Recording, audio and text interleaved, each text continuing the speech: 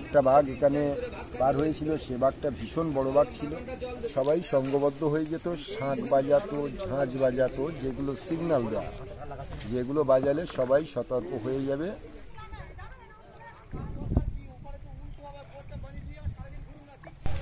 সুন্দরবনের পাখিরালয়।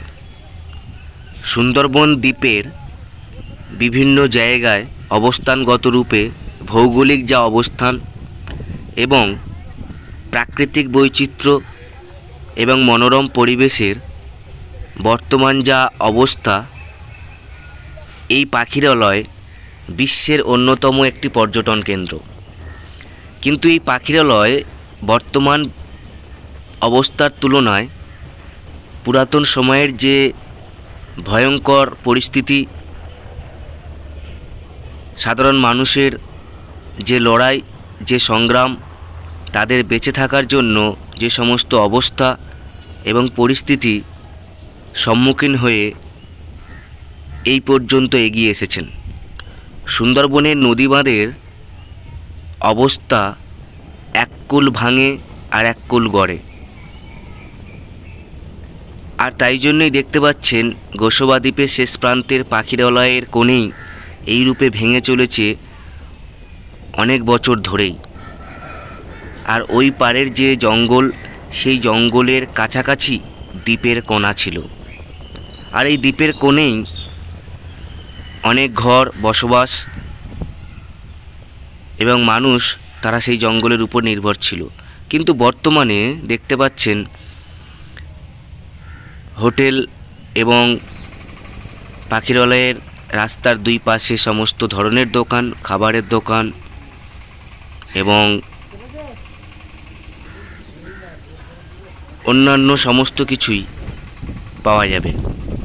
তবে বর্তমান যা পাখিরালয়ের অবস্থা, তা কিন্তু আগের তুলনায় অনেকটাই পরিবর্তন হয়েছে। আর আমরা এসেছি পরিচিত ঘাট, ব্যস্ততম ঘাট, যা সুন্দরবন ভ্রমণকারীদের জন্য হোটেলে থাকা বা দ্বীপে উঠে ভ্রমণ করা, এই দ্বীপে এই ঘাটে অতি অবশ্যই ওঠানামা করতে হয়। সেই সময়ের মানুষের জীবন এবং জঙ্গলের জীবজন্তুর জীবন একসাথেই বসবাস প্রায় ছিল বললেই চলে। কিন্তু বর্তমানে তার পরিবর্তন অনেকখানি ঘটেছেন। একদিকে দয়াপুর দ্বীপ, একদিকে সজনেখালি ফরেস্ট এবং গোমর নদী গিয়েছে সামনে। সাথে থাকুন, সঙ্গে থাকুন।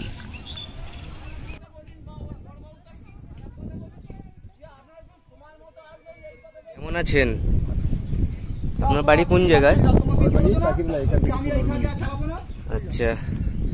আর এখানে তো আমরা ছোটবেলা থেকেই ঘুরতে আসি, তাই তো মোনাকা? কেমন আছেন আপনি? সুন্দর সুন্দর। আর এই আমার পাগল, এই 7-8 মাস চলে গেছে এখানে থাকে, এখানে একটু আমার কাছে খাওয়া দাওয়া করে। আচ্ছা আচ্ছা। এর কোথা থেকে এসছে, একে নিয়ে যাওয়া দরকার। যদি গার্জেন আসতো আমি দিয়ে দিতাম। হ্যাঁ, এর কেউ খোঁজও করছে না। খোঁজও করছে না? না, কিন্তু আমার কাছে 7 মাস 8 মাস আছে। আমি তো ওর চাইছি যে ওকে বাড়ির গার্জেন এসে নিয়ে যাক, কিন্তু সেরকম হচ্ছে না। হচ্ছে না। আর এই দোকান পাখিরালয় ব্যস্ততম ঘাট। আর আমি এসেছি যাতে ভালোভাবে ভিডিও করতে পারি, ফাঁকা, এবং এখানকার যে বিশেষ মুহূর্ত আগে থেকে বর্তমান সময়, সেগুলো শুনতে থাকবো। আপনার বাড়ি এখানেই, তাই তো? হ্যাঁ, এখান থেকে মিনিট 15 দূরে, ওই ট্রাক সেন্টারের কাছে। আপনি এখানে বর্তমানে কি করছেন? আমি এখন বর্তমানে এই বোট, মিনি বোট চালাচ্ছি। 6 বছর এই ঘাটে রেস্টারি করেছি, আর এখন এই মিনি বোট চালাচ্ছি 2 বছর। আচ্ছা, তাহলে ঘাটের স্টানার ছিলেন, বর্তমানে ওই বড় এই ঘাট মধ্যিখানের যে বোটটা, বড়টা। যাই হোক, এই কোল কিন্তু অনেক ভেঙেছে, তাই তো? হ্যাঁ, অনেকটা ডবল, 3 ডবল ভেঙে গেছে। 3 ডবল ভেঙে গেছে। 3 ডবল মানে তখন তো ওই পারেই যে জঙ্গল, এপার থেকে ঠেলে দিলে ওপারে চলে যেত। এরকম ছোট ছিল নদী, এগুলো সব গ্রাম ছিল, ভেঙে ভেঙে ভেঙে ভেঙে এতটা বড় হয়ে গেছে। আচ্ছা, তাহলে বাড়ি ছিল একটা সময় নদীর মিডল ছাড়াও ওধারে।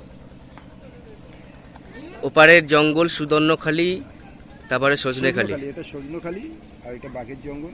সুন্দরবনের মেন জঙ্গল যেটা সেটা ওইটা। আর যখন এই যে দ্বীপ জঙ্গলের গায়ে ছিল, তখন ওপার থেকে তো বাঘ কুমির একদম একদম অনেকবার চলে এসছে, অনেকবার। একটা বাঘ এখানে পার হয়েছিল, সে বাঘটা ভীষণ বড় বাঘ ছিল। এখানেও প্রায় সময় পার হয়ে যেত বাঘ এইসব জায়গায়।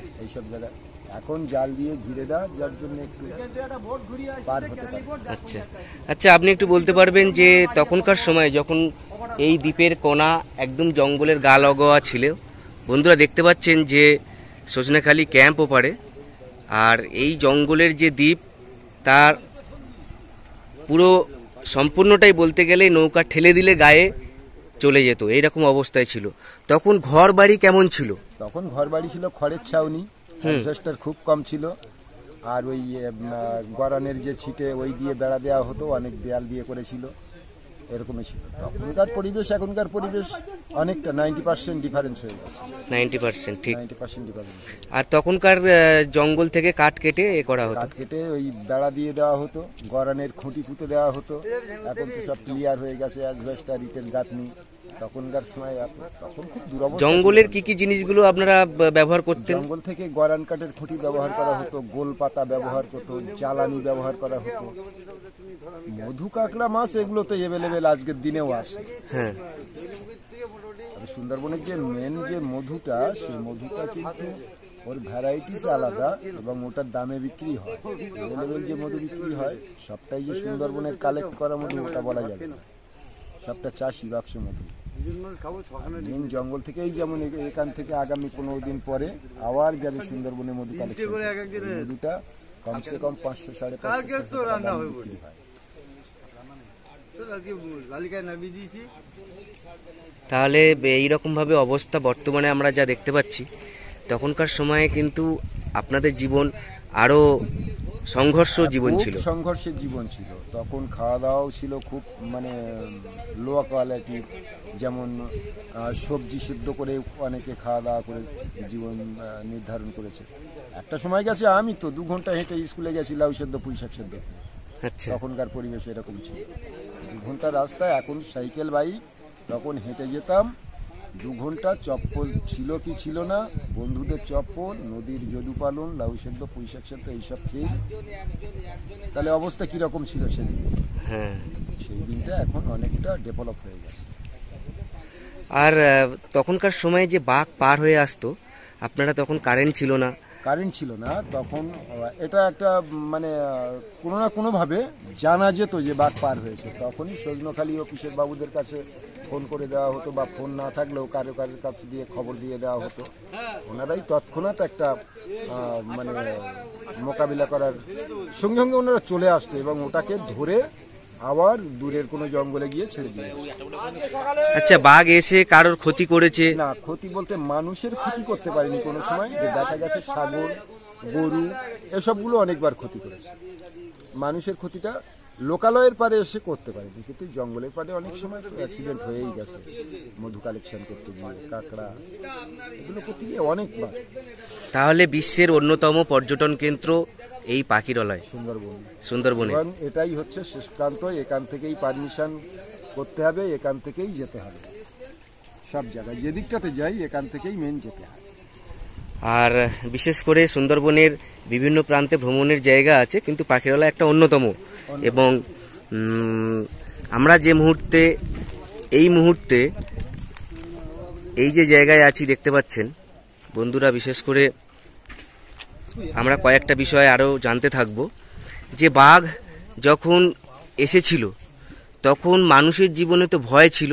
হ্যাঁ, ভয় তো অবশ্যই। তারা কি সেই রকম সময়েও তৎকালীন সময়ে যে সেই জায়গা ছেড়ে চলে যাবে বা পালিয়ে যাবে সেরকম কিছু? না, সেরকম হয় না। সবাই সঙ্গবদ্ধ হয়ে যেত, শাঁখ বাজাতো, ঝাঁঝ বাজাতো, যেগুলো সিগন্যাল দেওয়া, যেগুলো বাজালে সবাই সতর্ক হয়ে যাবে, বাঘ চলে এসছে, যে যার মতো সেফটি। এবার সাহসী পুরুষ তো সব জায়গায় থাকে, একদল সাহসী পুরুষ বেরোলো, তার সঙ্গে ফরেস্ট ডিপার্টমেন্টের বাবুরা বেরিয়ে আসলো। এবার শূন্যে গুলি করা, চকলেট বোম ফাটানো, বাঘকে ভয় দেখানো, তারপরে সেটাকে ধরার যে প্রক্রিয়া সৈন্যখালী থেকে, এইভাবে তাকে কালেকশন করে ধরে নিয়ে আবার দূরের জঙ্গলে ছেড়ে দেয়। তাহলে প্রতিনিয়ত কিন্তু আপনারা ভয়ের সাথে বসবাস করতেন। ভয় শুধু সবসময়। শীতের দিনগুলো হলে বেশি ভয় হতো, তখন জমিনে ধান গাছ ভরা থাকতো, মানে অঘ্রাণ পৌষ মাস বাংলাতে যেটা বলা হয়, ওই সময়তে মাঠ শুকিয়ে যেত, ধান গাছ বড় হয়ে থাকতো, ওর ভিতরে বাঘ এসে লুকিয়ে থাকার সুবিধা থাকতো। ওই সময়গুলোতে আমাদের সবচেয়ে বেশি ভয় ছিল। কারেন্টও ছিল না, কার বাড়ি হেরিকান আর কার বাড়ি কেরোসিনের ল্যাম্প। হ্যাঁ, আর এমন কোনো সময় আপনার সম্মুখে সেই রকম অবস্থায় পড়েছেন বা দেখেছেন চোখের সামনে, কীরকম অভিজ্ঞতা আপনার? ওটা একটাবার হয়েছিল, এখান থেকে বিগত 15 বছর মতো হচ্ছে। যে বাঘটার কথা বলছিলাম, বড় বাঘ, জয়াপুরের যে ফেরিঘাটটা ওখানে পার হয়েছিল।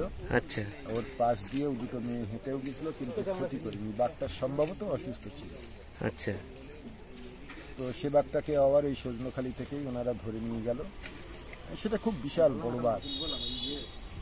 তাহলে সুন্দরবনের এই যে সময় এবং বর্তমান সময় আপনারা জীবন ধারণের জন্য, উপার্জনের জন্য বিশেষ সুবিধাও হয়েছে। হ্যাঁ, পর্যটন কেন্দ্র গড়ে ওঠার পরে ব্যাপক সুবিধা হয়েছে। আমাদের এখানকার মেয়েরা রাঁধুনি হিসাবে রান্নার কাজ করছে, ছেলেরা কেউ হেল্পারি করছে, কেউ ড্রাইভারি করছে। আমরা যেমন মিনি বোট করে এই বোটটাকে সুন্দরবনের সাইড সিন করাচ্ছি, পাখির জঙ্গল করাচ্ছি। তো এই বিভিন্ন দিক দিয়ে টুরিস্ট হোটেলে অনেকে কাজ করছে।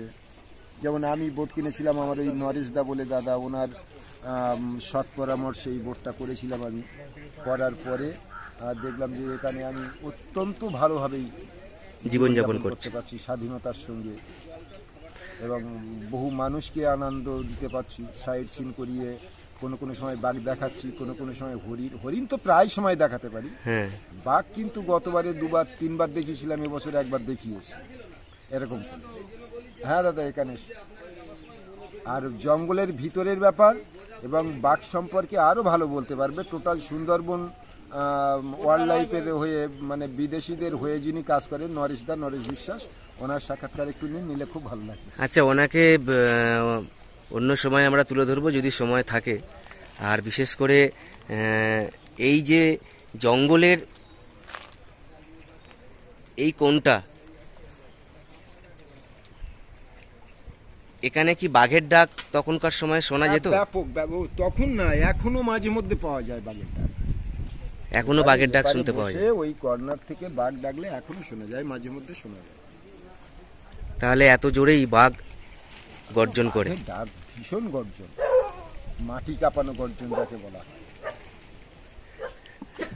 আর আপনার সাথে বিশেষ করে আর একটা বিষয়কে আমি তুলে ধরতে চাইছি, সুন্দরবনে যে আপনি ভ্রমণ করান, আপনি সুন্দরবনে যে ভ্রমণ করাচ্ছেন, এর দ্বারা আপনি জীবনে উপকৃত হয়েছেন এবং সুন্দরবনকে আপনি সুরক্ষার জন্য বা সুন্দরবনে সমস্ত ভ্রমণের জন্য আপনার থেকে যে অন্যান্য ভ্রমণকারীদের পক্ষ থেকে আপনি কি চান যে সুন্দরবনে আরও উন্নত হওয়া প্রয়োজন? আমরা চাইছি যেমন সুন্দরবনের উন্নয়ন বলতে যেমন জেটি ঘাটগুলো হলে ভালো হয়। প্লাস্টিক বর্জনটা আমরা সদা সর্বদা সবাই মিলে চেষ্টা করি, প্লাস্টিক চায়ের কাপ যাতে নদীতে না পড়ে।